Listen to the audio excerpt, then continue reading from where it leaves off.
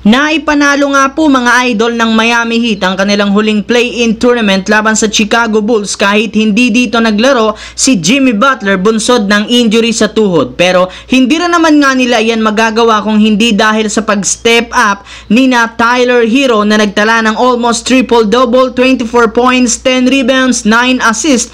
Jaime Jaquez Jr., 21 points, 7 rebounds, 6 assists. At si Kevin Love, 16 points off the bench. Kaya dahil nga sa pagkapanalong ito ng Miami Heat, tuluyan na nga silang umabante sa ikawalong pwesto kung saan kakalabanin nila ang number 1 team na Boston Celtics sa isang 7-game series. At bago pa man magsimula ang kanilang laro, malinaw liyamado dito ang Boston Celtics since mas malakas, mas kumpleto ngayon ang kanilang lineup, hindi kagaya ng Miami na delikadong hindi makapaglaro si Jimmy Butler. Pero sa kabila nga po niyan, hindi pa rin naman dito magre-relax ang Celtics since alam nga po nila na mas lumalakas ang Miami kapag nadedehado sila. Kaya may posibilidad pa rin na ma-upset sila nito sa kanilang magiging serye kung mamaliitin nila ang kupunan ng Miami Heat. Samantala, ayon nga po mismo mga idol sa naging pahayag ni Magic Johnson, hindi lang naman si Nikola Jokic ang dapat bantayan ng Los Angeles Lakers sa Denver Nuggets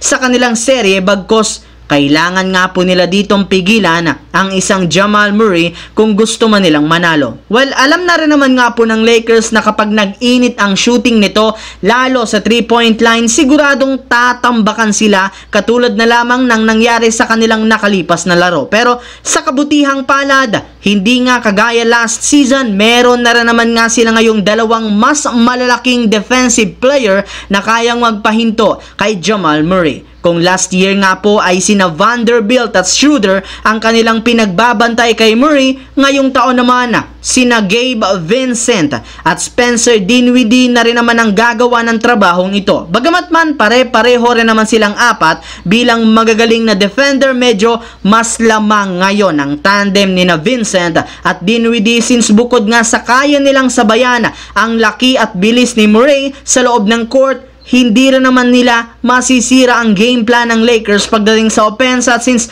pareho rin naman nga silang merong shooting sa 3-point line, hindi kagaya ni na Schroeder at Vanderbilt. Kaya malaki ang posibilidad na mas maging epektibo ang dalawang ito ngayon kontra sa Denver Nuggets. Sa kabilang banda naman, dahil nga sa pagkatalo ng Chicago Bulls sa kanilang play-in tournament, tuluyan na nga silang nalaglag sa contention sa playoffs. Ibig sabihin na tapos na ang kanilang kampanya at kailangan na nga po nilang mag-focus sa susunod na gagawin sa darating na off-season. At isa nga sa mga posible nila ditong gawin ay ang pag-trade ng kanilang mga players. At isa nga sa mga malalaro na pwede nilang ipamigay ay ang kanilang defensive player na si Alex Caruso na inaasahan nga po na pag-aagawan ng mga teams. Sa katunayan, kabilang nga po sa mga kupunan na interesado ay ang Golden State Warriors. Kung inyong ang matatandaan, mismong si Coach Steve Kerr na ang nagsabi na gusto niyang kunin noon pa si Caruso para itandem kay Stephen Curry sa kanilang backcourt. At maaari nga nilang gamitin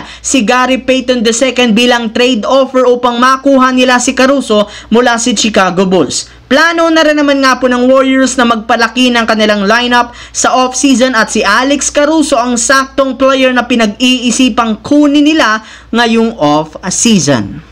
So that's it mga idol, ang ating bagong video. Once again, this is your J-Zone TV. Huwag kalimutang mag-like at syempre mag-subscribe, pindutin ang notification bell sa akin channel para lagi kayo maging updated sa mga videos na pinapalabas ko. Isang malaking shoutout sa lahat mga idol.